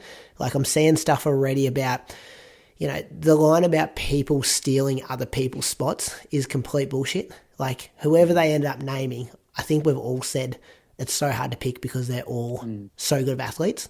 So, I'm not offended because it's not me, but it really triggers me and pisses me off if people are going to use the language that people are stealing other people's positions. Whoever we send on this team it's going to be a super strong team. There's some more quotes I dug up today of stuff I read online. It would be completely unfair if X, Y, and Z were not selected. What was the other one? It says the 3 fastest in the selection criteria, so it would be unfair if you didn't pick the 3 fastest, which you've looked at the selection criteria recently, Moose. I don't think it says that anywhere. So that's just incorrect language. This was a good one. Athletics Australia, please give the 3 places to those who earn it. For all the kids who strive and dream of being the best they can be. It can't be any other way. What's going on with that quote? Yeah. So if you're not happy with the 3, you're going to bring that quote out to the people that you don't think you're on the team. For the sake of the sport in this country, people getting pretty worked up. And I get it because there's Olympic spots up for grabs, and the longer they hold it, the more people getting worked up, and it's going to be a shit show online. So I'm just going to bunker down. No one's probably going to listen to me, but I'll just think twice before what you're going to post. Read the selection criteria. These are people we're talking about here. Get your facts right before you put opinions out there. You're talking about human beings. I was at a party on Saturday night where Sean Crichton was in attendance, and before we go, she's like, "You cannot go and talk to him about selection stuff." And obviously he wouldn't be able to tell me stuff anyway, so I had to just bite my tongue and just not even go there, because obviously it's probably hard for the selectors as well, because I'd imagine they select a team. Then when the appeals come in, it's not. I don't think the selectors then deal with the appeal. I think it goes to a different body who make a call. It does. They make a recommendation off the appeal. And then it goes back to the selectors to what do they then? They can either say, "No, we're going to stick with it," or we do need to change it now. So it's hard for the selectors at the moment as well, I'd imagine. Yeah. Good thing is it's not just one of them, so it's not one person that's responsible. Yep. So you can kind of not that they would ever say, "Hey, I'm on your side. I argued that person, but it just didn't get across the line." Yeah. Watch his space. Keep an eye out. Anything else there, Moose? Oh no, we did talk a lot about it being the 3 fastest though in our discussions over the last 6 months, I reckon. I feel like I've always gone with we should send the best championship team, not 3 fastest. I've definitely had that tune the last month. I don't know. I'll get your mate. What was her name? Emma Croaks? So that means whatever team they select, you can just go, I was right, because that's the best championship team. Well, you guys asked me last week, because I was talking about on our long run, who are you picking? I've said last week on the record who my team was. If I could pick, not who I think they're going to pick, if I was in charge of picking the team, that's who I would go with. You would leave off Jen. Not because I don't think she wouldn't be amazing at the Olympics, just because she hasn't ran a hilly or hot marathon yet. So I'm not saying she couldn't do an amazing job. I just think when it's so tight that matters, that she's had no experience in that atmosphere yet. I think Sinead's a lock because she's significantly faster than the rest of them. She's proved she can run top 10 at the Olympic Games. Now she's putting stuff on Strava. We know she's fit. Put that spot away. I think Jess, Com Games, last 15K, I looked at her split today. She ran 3:20 average pace over the hills for the last 15K of that Commonwealth Games marathon. Also top 10 at a World Champs. Recent form shows she's fit. I think she's a lock. And then I think you got to go with Lisa because she's got the experience at championships over Jen, who's pretty new to the sport. Yes, I know she's been a top 10 finalist on the track, but I think the track's different than the marathon. And I think it's so tight, that's my reasons why. But I would not be surprised if Jen goes to the Olympics and she's the first Australian. Good case. Thank you for listening to me. And that's the problem. It's all of those girls would have a case over the others. So who are your 3 before we hear the official announcements, hopefully any day now?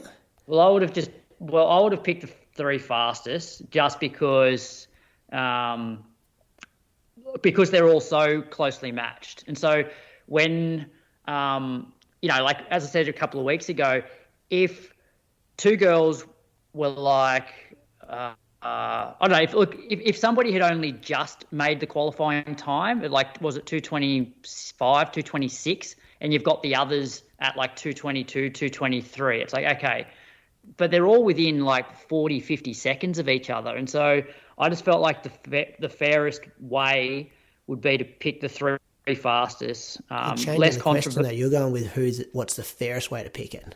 Yeah, well, I think it is because the marathon I'm going with what's the strongest team to pick. But we don't. But that's a problem with the marathon. The marathon is so unpredictable that any of those girls could beat any of them on the day.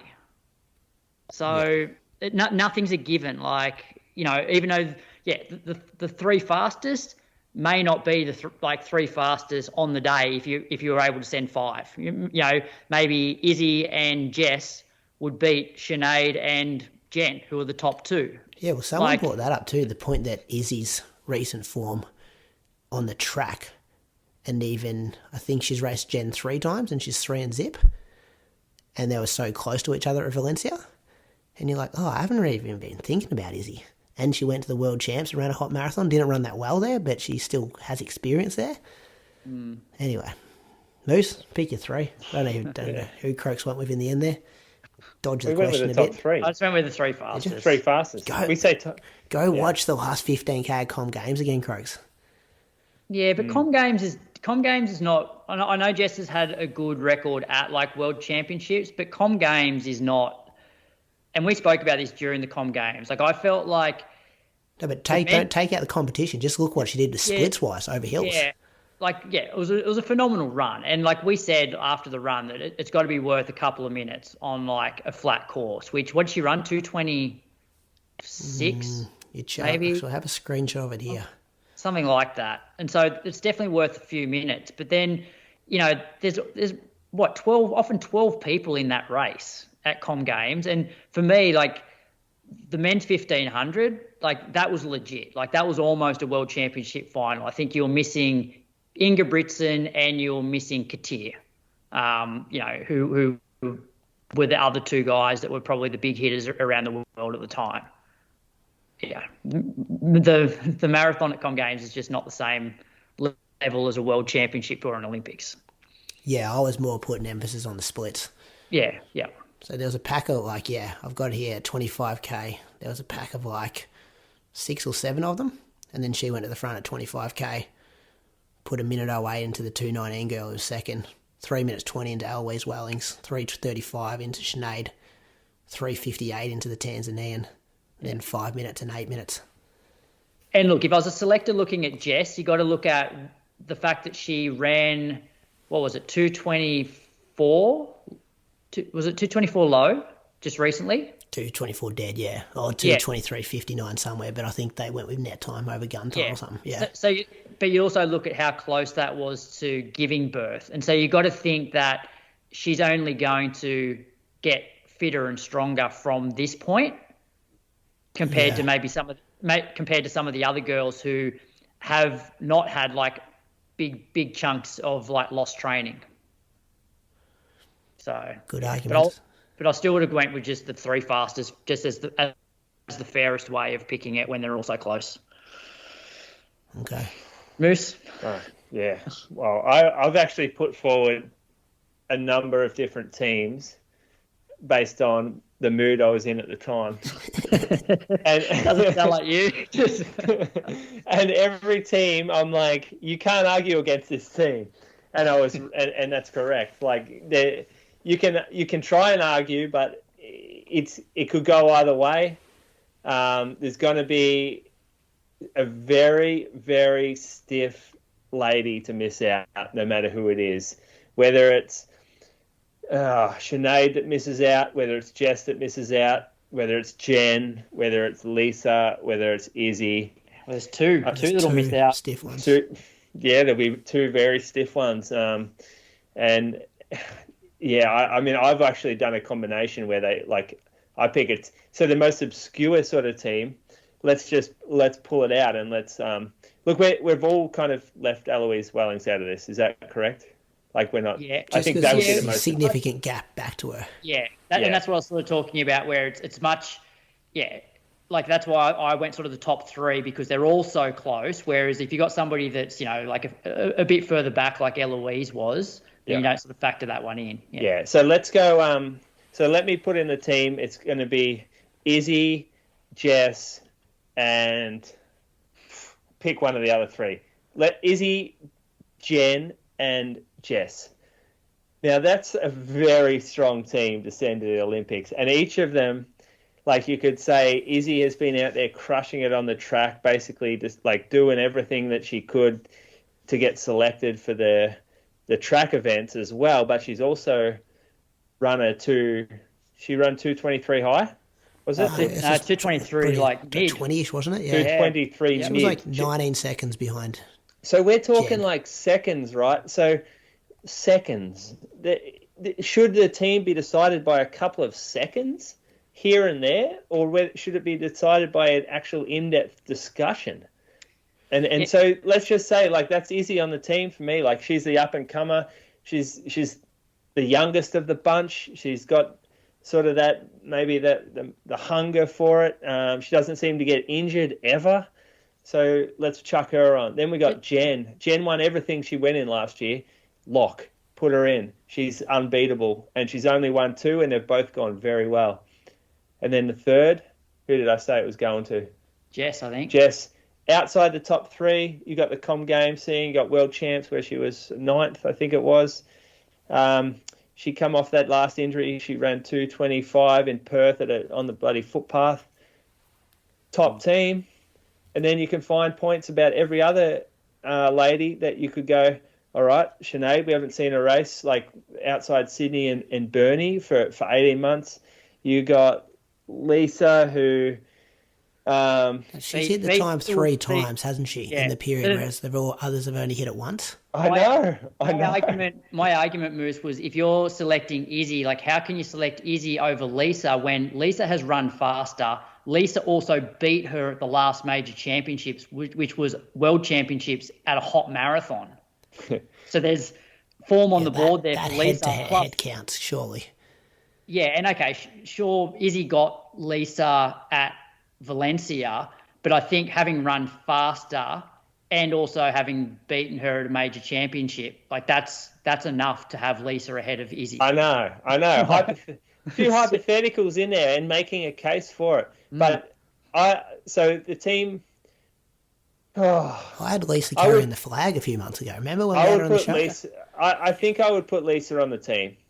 I would put Lisa on the team based on the amount of qualifiers she's got over that period. I would also put her on the team for the championship.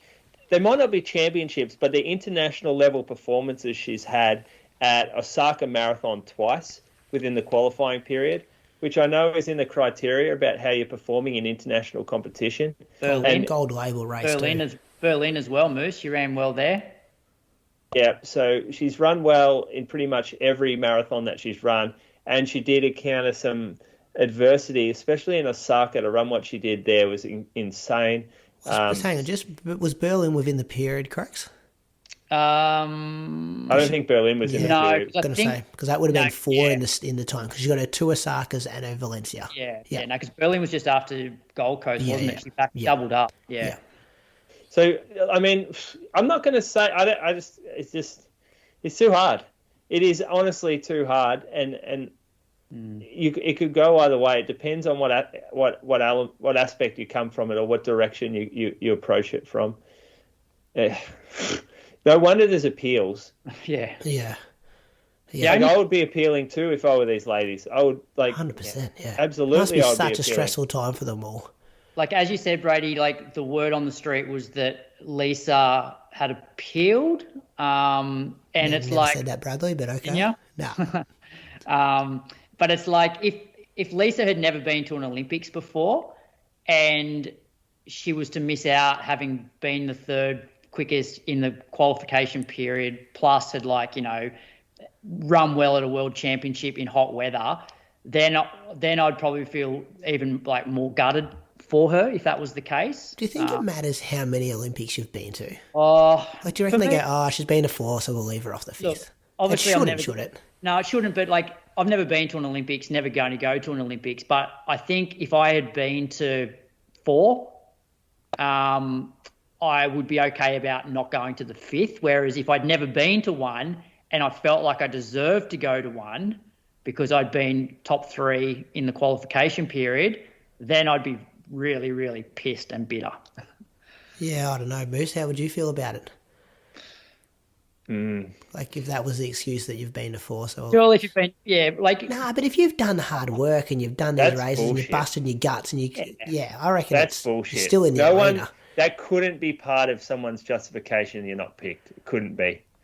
No, it shouldn't be. Well, no, but that's how I would personally be... I would be able to accept it more if I'd been to 4 Olympics, whereas if I hadn't been to one and I felt like I should have been picked, then it would have been harder for me. Going to 5 sets you up for life.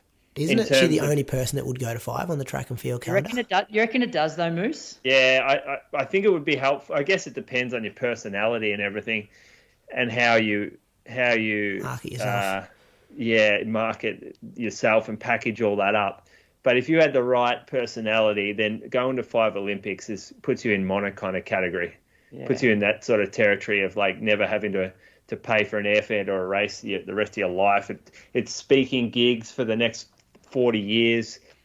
It's ambassadorships, it's sponsorships, it's everything. You should be like there'd be stories on you and everything. Well, I hope it's the last time we've done that conversation, boys, because we've been doing it. It is not going to be the last time, I can tell you. Because we'll be chatting once it's. You know what I mean. The speculation, the arguments, and different points, all that kind of thing. Like I feel like we just can get the team down and go, okay, that's the team. Move on. Moose on the loose. Purchase of the week. I bought this new keyboard, boys, that I've been telling you about. Yeah. I don't know why. The other keyboard I had was too small, and I was doing a lot of typing, and I thought, I'll get this new keyboard, and it's like I bought it online, so you can't really feel it. But let me just tap out a few lines for you. I bought this one that has the real clicker, like full computer hacker style. I'm not sure who uses these, maybe accountants or something. But I don't know. It's like being back in the 80s and having these massive buttons, and then it makes a real noise when you click it. So that's been fun. Not like plaster went in today. That nearly finished. That's all my purchases. I don't have purchases after that. Okay. How many weeks until the renovations are finished? No, I'm not sure, but I'm getting a bit antsy. It's hard work living out of a laundry. Thought that would be the case. There's a bit coming up. We got Launceston. I'll go through some of these fields, and the Lakeside 10K. So the two premier 10K races are both on Sunday morning. The Launceston fields. This is from fastest seed to slowest. Joel Tobin White, 29.10, kicks things off. Doug Hammerlock, Seth O'Donnell, Aaron Parker, your boy Croaks from the long run. Tim Fisk, Harrison McGill, Kieran Perkins, Nick Earl, Logan Janetsky, Luke Hintz, Dean Menzies. From WA, big trip for Dean. Harrison at Bagley, that makes up the men's elite field. Women's, Tanan Mims, Ryan, this is still men's. No, here we go. Women's 10K. Genevieve Gregson, 32 flat. Eloise Wellings, Ella Higgins, Alexandra Blake. That's probably the winners there. Women's half. Sinead's in the women's half. Moose just spoke about her race history. Also Millie Clark, Tara Palm, Abigail Norberg. In the men's, we've got Riley Cox, Liam Bowden of Reese Edwards. They'd be good for Road to Gold Coast. Jacob Cox, Adrian Potter. Probably makes up the podium with those guys. So good fields there. No idea who's doing AV. You just race whoever rocks up. So can't give you a field there. Brisbane Marathon's also happening. Oslo Diamond League, Bradley. We got a mile there?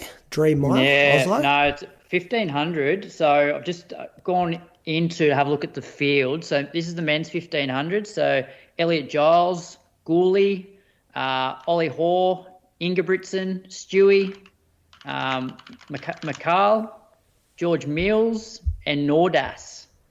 That's pretty good. There's also a 5,000 metre race, which has Joshua Cheptegei, Kajelcha, Jacob Kiplimo. No, this is Oslo. So Stewie's doing the 1,500. Oh, okay. So this is the Oslo 5K. And Jimmy Grecia, Gebrewet. Yeah, so it's got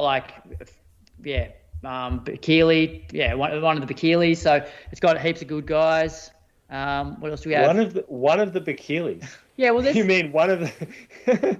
Yeah, because there's this one's Tellahan Haley Bekele. Because remember there was Taraku. So Taraku, yeah, that was Kennedy's brother. Yeah. Well, you think this? Well, this one's got. So this guy's 12:42. Reckon a brother? I don't think so. I think we would have heard that story if it was. Anyway. No, in Ethiopia, I remember when I had the guy on the show who wrote the book about Ethiopian running, they go off. It's the opposite way. So Keely's not the family name. Oh, okay. So it's... No, I might have had that wrong.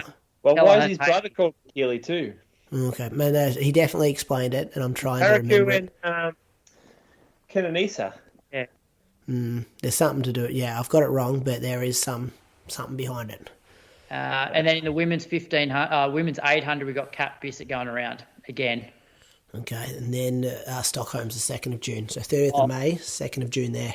Yeah, sorry, one more thing at Oslo. There's a women's 3K, and it's got Sarah Billings, Rose Davies, Georgia Griffith, Jess Hull, Lauren Ryan.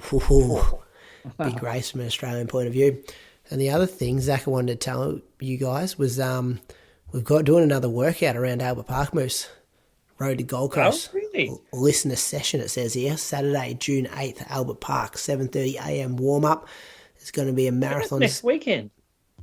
8th of June, is it? Nah. It's not this weekend, next weekend, yeah.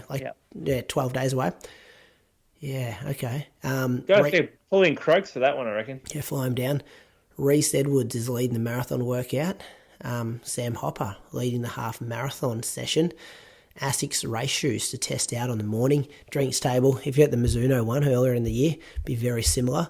But this one is in partnership with ASICS with a Gold Coast vibe about it. So we'll have more info next week, but put that in your calendars. If you're going to Gold Coast and want a marathon or half marathon session, that could be a good one for you. You going to go, Moose? I'm just looking at those dates now.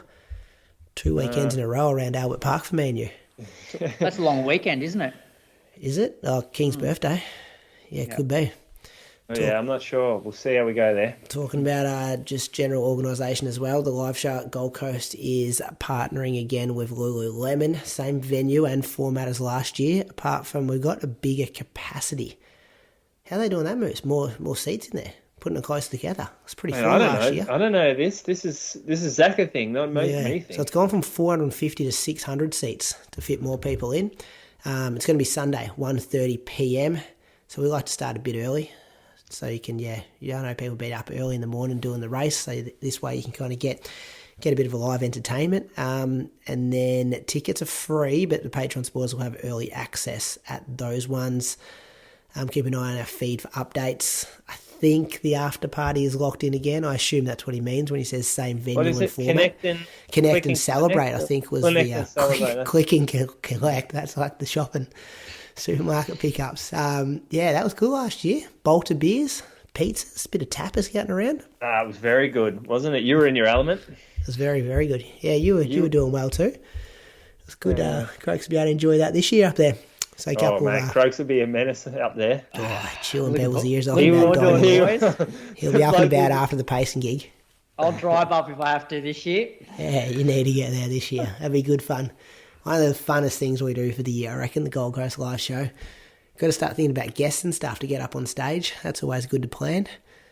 You know who I should do a weekend interview with, Croaks? Ryan McDonald. He would be good.